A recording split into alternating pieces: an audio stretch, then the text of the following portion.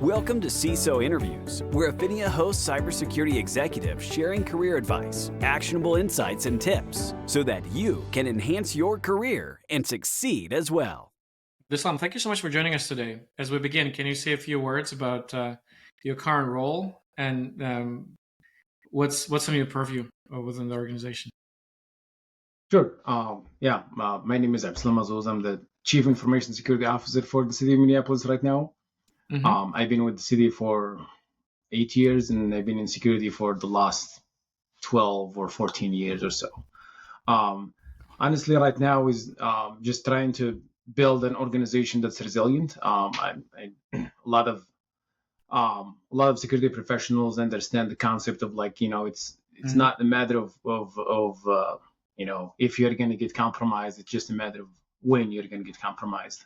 Mm-hmm. So my goal and my focus is to build a resilient organization, either from the processes for the business and how to recover if there is an issue, Mm-hmm. or the business continuity planning as well, and disaster recovery, and then kind of staying in the loop with the introduction of all the AI and the large language models as well. So just making sure our data is protected and our organization is strong enough to withstand a disaster or a cybersecurity incident or an IT incident for that matter. So Mm-hmm.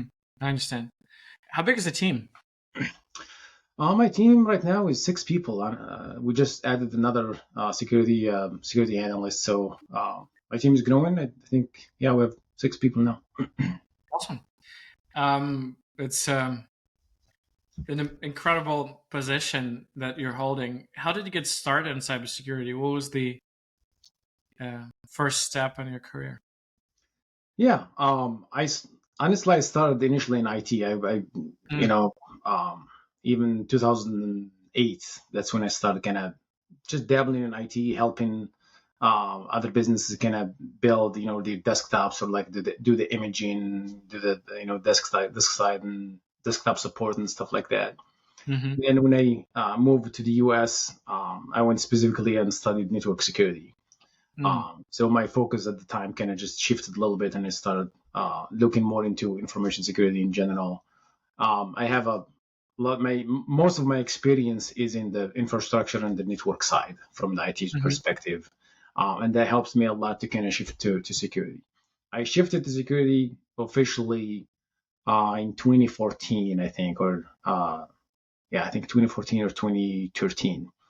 When I started working for a large nonprofit called Acumen. I was their first information security person, their first CISP certified person that they had in the team, and they needed to hire somebody to kind of help them with their information security program because they had none, Mm-hmm. and they had like a lot of HIPAA requirement, a lot of PCI requirements, so they kind of needed to get their ducks in a row to get compliance with that. So that's really kind of marks my official start with information security as just a focus. Before that, I worked for a company called United Hardware. They were just moving from their mainframe environment to a Windows environment, like with Active Directory, SQL servers, Mm-hmm. some virtualization and stuff like that. So they hired me to kind of help them complete that move. There was some security involved in there, from building an Active Directory environment, group policy, permissions and passwords, and all of that, Mm-hmm. storage as well. Mm-hmm. But like I said, my official start with security was in the time frame of 2014, I think. So Mm-hmm. I understand. It's interesting. We obviously talk to a lot of CISOs in the Affinia community, and what's interesting is that there is no single path. Some people go the IT route the same way you did. Other people go through military and then end up as in a CISO role or consulting or something completely not related. So it's interesting that there's no one single path. But from your perspective, what would be your advice for some of the junior practitioners who are just starting in their career, or maybe looking at cybersecurity potentially as the field where they want to make their career, make a career out of it? Maybe someone who's just started, maybe as a SOC analyst, or maybe even more junior, maybe someone in college taking computer science or studying network security. What are some of the things they should focus on? 2, 3 things they should do now early on to set them up for success in your view? Yeah, thanks for that question. That's a very good one. And a lot of times I get questions for that either from like people I'm mentoring or like just Mhm. people who work at the city or whatever, or in my network as well. I think it's very important to, and you're right. There isn't really a single path to get into information security. A lot of people coming from like software development and from infrastructure, network security, or like even other aspects of information of just data governance and information governance. Like people come in to to be a CISO from like the legal side or from like the risk side. So it's all there's a big mix. But I think what helps me and what I see a lot of successful CISOs have is like the technical acumen. It's Mhm. very important to understand how computers work, how networks work, and like have a good understanding of like the OSI model, for example. Have understanding of like how firewalls work. Like if you are trying to do an assessment of a certain organization, you need to understand what even somebody says we have a flat network or we have a segmented network or we are using microsegmentation. So the importance of that technical acumen and technical experience is there. Although there is other CISOs that don't have that, for example, and they're successful based on their experience with like legal or like with the compliance or governance and policies and procedures, and they built that in their professional life and they became a CISO. So, but what I found to be useful is that technical acumen. My advice to people who are starting, I think, understand as much as possible about IT in general. Mhm. A lot of times we see folks who are starting in IT and they want to do the transition to security and they don't understand how firewalls work. For example, they don't understand what are the components of like a firewall or rule, like a source, a destination, and a Mhm. port or a protocol or whatever. So I think just getting your hands on this information as early as possible, and then another thing that helps me is like playing, having like a lab at home that you can play with, just from the either you can do like ethical hacking in your own time, where you can build Mhm. different networks and see how you can get packets to be transferred from one side to the other. So I think it's important to have that technical experience because you need to understand that when you are a leadership role, in addition to having that business acumen and being able to speak the business language and explain the risk to higher ups in the organization in like a terms that they can understand. Mhm. I understand. And on the technical side, do you suggest people go broad and try to get exposure to different fields? As you mentioned, some of them are more technical, understanding the firewalls. Some of them are less, like for example, GRC. It's more about compliance. Or do you suggest going deep into one topic that you're passionate about? I would say having a breadth of knowledge is more important. Having an understanding of as much technology as possible. You don't want to be specialized because you're not a software developer specialized in like Java, for example, or like you're working with .NET or Python or whatever.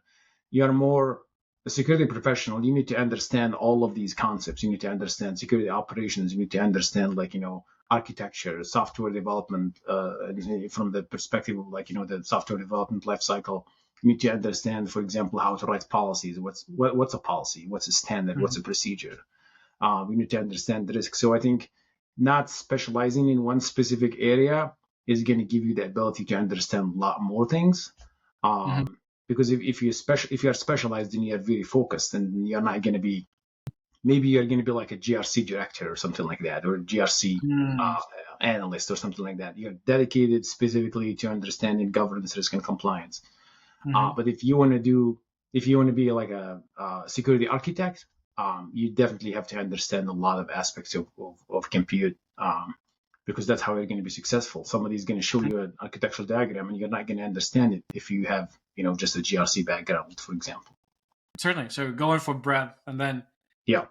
also that gives you kind of exposure to different fields, and you decide, well, I'm really passionate about security operations, and that you can double down. But at Yeah. least you have an understanding, and you can later on in your career, that understanding will help you work with other teams. Yes. rather than Definitely. being beholden to one specific function. It makes a lot of sense. Switching gears a little bit, one thing that attracts me to cybersecurity is that it's always changing. It feels like life is coming at you at 100 miles an hour, and there's always something new. There new technology, new threat vectors, new threat actors, Yep. new exploits. There's never a dull moment.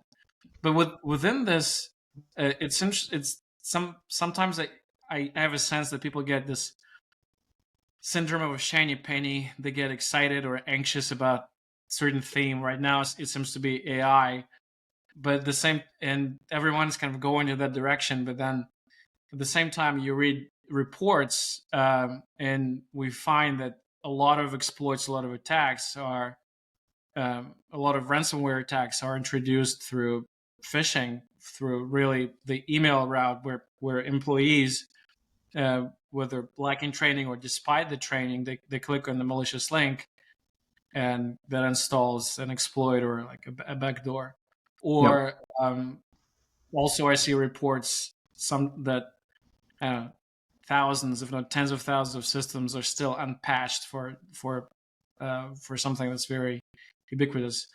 Yep. And so within this, with this in mind, with this breadth of various threats and various attack angles, from your perspective, what are the top three things that are right now top of mind for CISOs? For CISOs in general, and I think CISOs at the federal, state, local level, what a big area?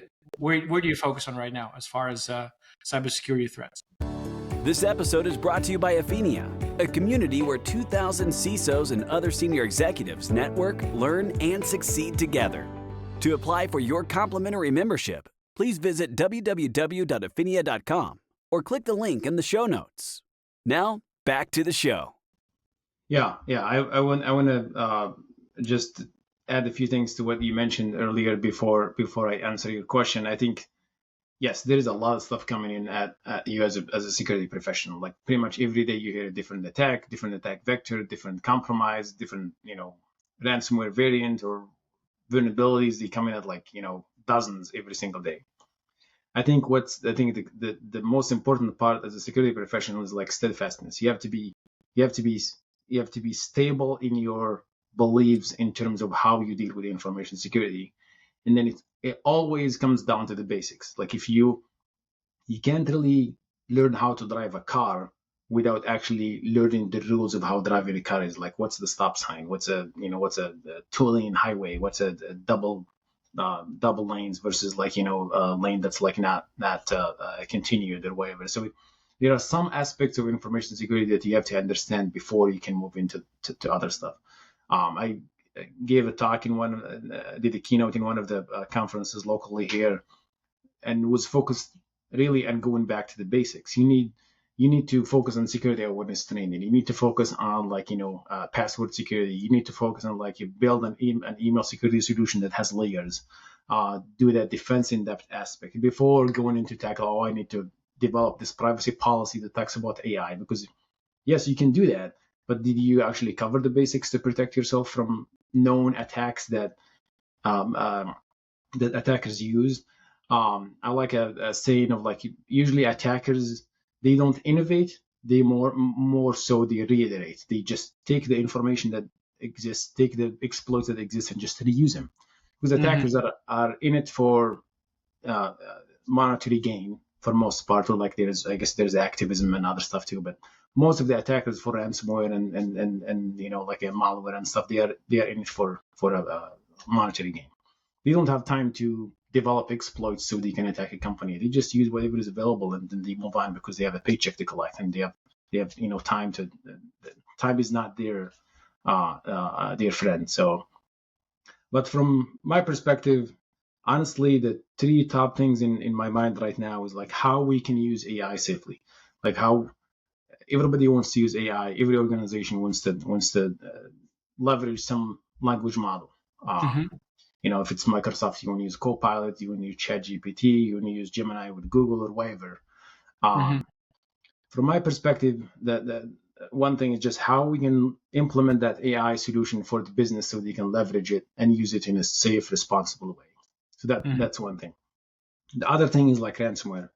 For me, as a CISO for a local government, we're not a bank, so we don't, we're not a target from that financial aspect of it, or from like some like a copywriting, or like we have some secrets that we're hiding and we need to protect them, or anything like that. Our business is to provide service to the constituents, and we just need that service to continue, and then to be there for constituents when they need it.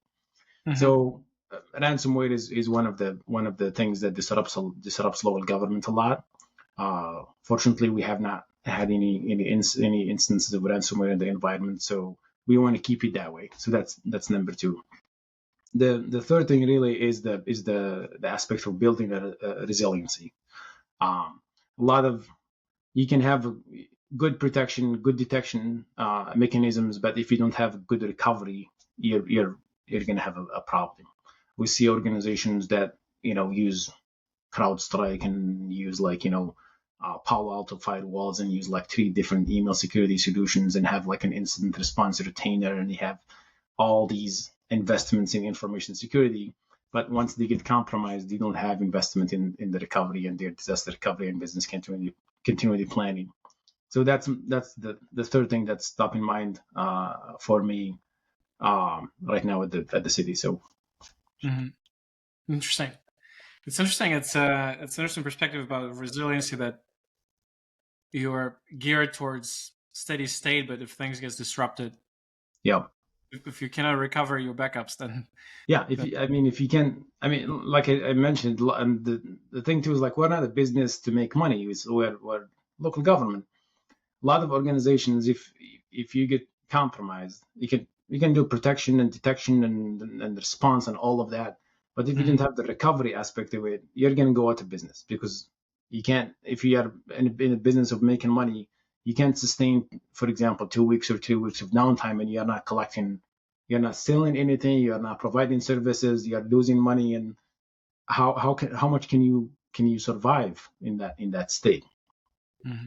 And if you don't have that resiliency aspect built well and tested, and under different scenarios, you're gonna have issues. And I honestly don't want, in an organization I work at, either the city or any future organization or previous organization, I want to be able to recover as fast as possible, and I want that recovery to be tested before an incident or an issue happens, because that is gonna prove that our systems are good in terms of their resiliency and then their availability to the business. Because at the end of the day, you just want to make the business whole and then get it back up and running. Certainly, it makes a lot of sense. And if we kind of continue this line of inquiry, if you had a crystal ball and you can see into the future, 12 months from now, 24 months from now, what some of the themes CISOs will be thinking about or concerned about? It could be some of the trends that are starting to play out. It could be some of the aspects that you mentioned. But in a couple of years, what do you think is going to be top of mind, whether from technology perspective, from adversarial actors perspective? Like, what do you think will be top of mind for people? Yeah, I think definitely AI is going to be something that's going to continue to dominate the tech sector, or even the world, and the business. From my perspective, really what I'm expecting to see is like more AI tools, more AI leveraged solutions and business concepts and processes. Bad or good, that is a different discussion. But we're gonna see more in the security side. You go into conferences, you're gonna see every organization, every vendor is gonna say that we have some kind of an AI. True or not true? That remains to be discovered by testing and use of tools. but I think that's just going to continue and grow on more and more. And I think, I mean, AI was here before even ChatGPT, but like the release of ChatGPT kind of just was the spark of that fire that started in the world. Like everybody wants to develop a better, bigger, faster AI model, you know. And then the other thing I think that's going to come up in the future, I think it's the aspect of privacy and then data protection as well, because people right now, like in maybe like a few years ago, you hear about like some of these, you hear like T-Mobile got compromised and there's like 125 million records that were released in the dark web, and nobody cares. We just hear it. Okay, yes, it's a big hack. Maybe security professionals are talking about it, but nobody else cares. I think in the future that's going to change as people get aware more and then understand the concept of what's sensitive data, what's not, how are they going to get protected, and then we're going to see even more maybe identity theft issues or issues that affect individuals based off of these attacks that compromise private data for users. Because eventually the bad actors are not going to be able to make money off ransomware at some point, because this is just how the evolution of technology goes. Like in the past, maybe we had, I don't know, malware or like, DDoS attacks or whatever. Now, and there's the introduction of ransomware. At some point, the ransomware is not going to be that big of a threat. Something else might come up. And I think it's going to be compromising users and making their life hard, either by stealing their money or, just making it difficult for them to get the services they want to get. And then the nation states as well are going to be a big factor into it. So interesting. This episode is brought to you by Afinia, a community where 2,000 CISOs and other senior executives network, learn, and succeed together. To apply for your complimentary membership, please visit www.afinia.com or click the link in the show notes. Now, back to the show. And you think it's going to be compromising individuals to get access to corporations, or corporations, like this ransomware will play out, so malicious actors will go after individuals, after the personal money and personal resources? I think it's going to be both. I think it's going to be compromising individuals for the sake of compromising that individual, and then for using that as well and leveraging it for compromising institutions. So, and the nation state actors really so the concept of ransomware, you don't see nation state actors using ransomware as an attack vector, because they don't care much. Maybe there are some players, but not a lot of them. They don't care much about that. They care more about like being able to have that persistency in their compromises. So once they need to use it, they can use it. And that's where like compromising individuals comes in. Like if you compromise the account of, I don't know, a CFO or a security person or like an IT person or even a regular user in a critical organization, and you just like hold on to that compromise and make it persistent as much as possible. So once you need to compromise the whole organization, you can. So I think that the attacks are probably going to morph towards that more and more. As the world becomes even more connected, I think the bad actors are going to be more limited in what they're going to be using or what they're going to be. So it's going to be more nation state actors playing into this field a lot. Interesting. That's scary just world. The scary world. Well, Abdeslam was switching gears a little bit. It was great to meet you face to face a couple of months ago.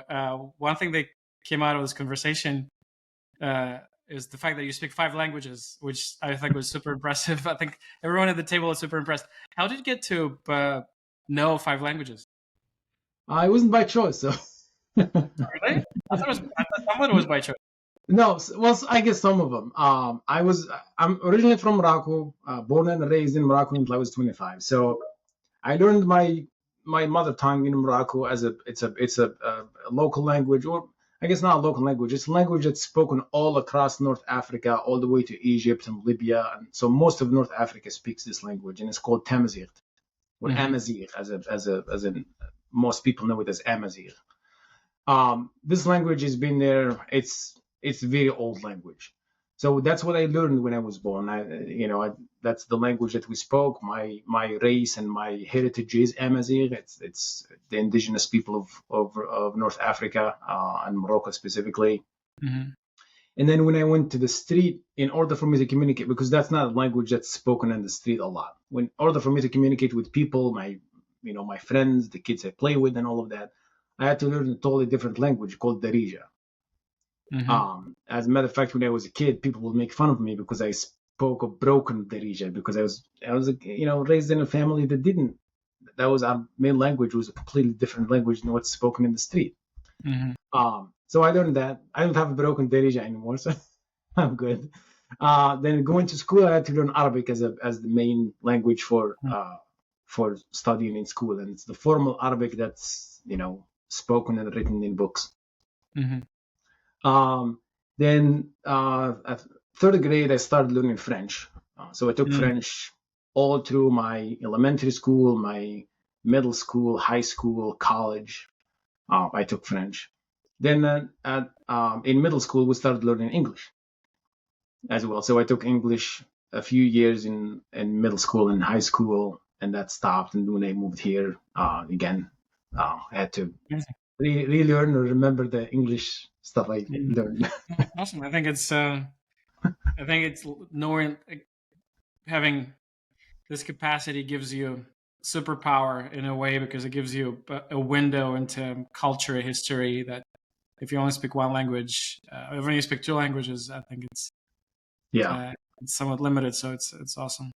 I love languages. I love traveling and learning more about like indigenous cultures. Not I hate colonialism by concept, just because of my beliefs, but like learning about, like, I went to Hawaii and I loved it because I had to learn about like how the indigenous people in Hawaii, how they lived in the past, like their different language they spoke, different traditions they have and stuff. So I love that aspect of learning about people. It's a very interesting language. It's very different. Just the sound of it, just the local names is very different from anything out there. It's very, very specific, very peculiar. Awesome. Well, Abdeslam, I have one question. I know you probably, and just kind of for the benefit of Affinia, for the benefit of Affinia members, you're probably a member of other groups, associations, meetups that convene cybersecurity executives, and we always try to create programs that all members find of value.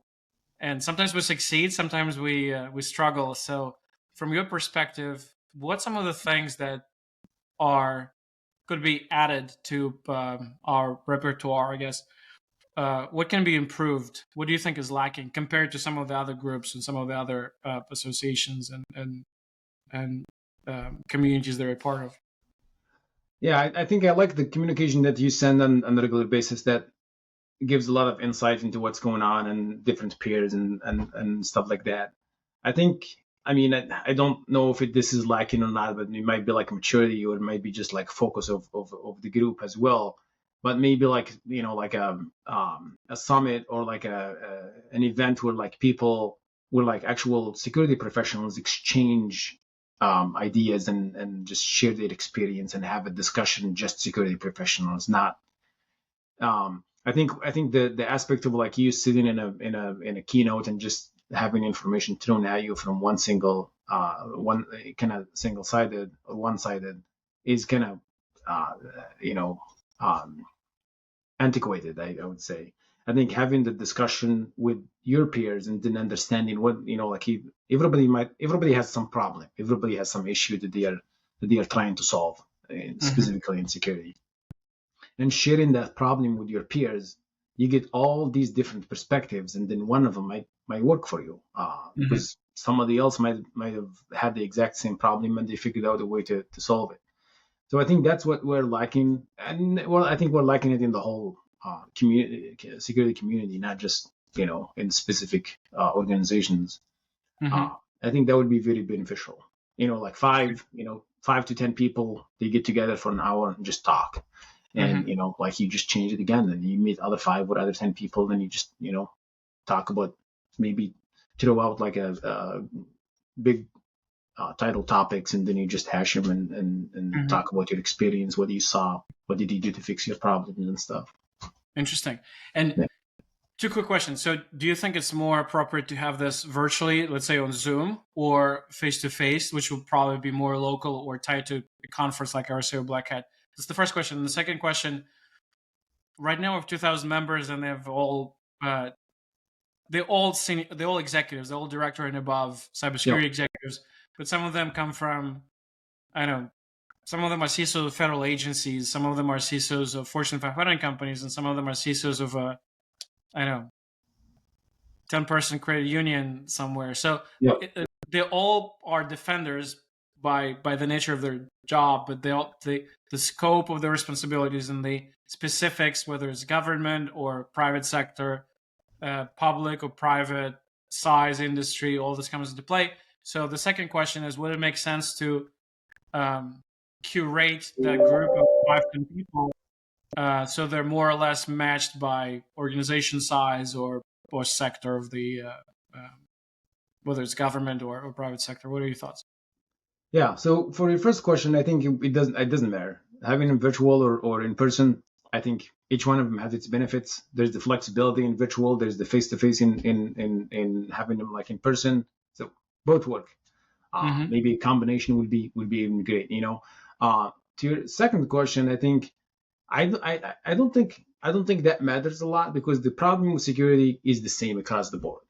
We're all dealing with the ransomware. We're all dealing with malware. We're all dealing with compromised accounts, phishing emails, social engineering. We're all dealing with it. Maybe the outcome of an incident or a security incident or a security event is different.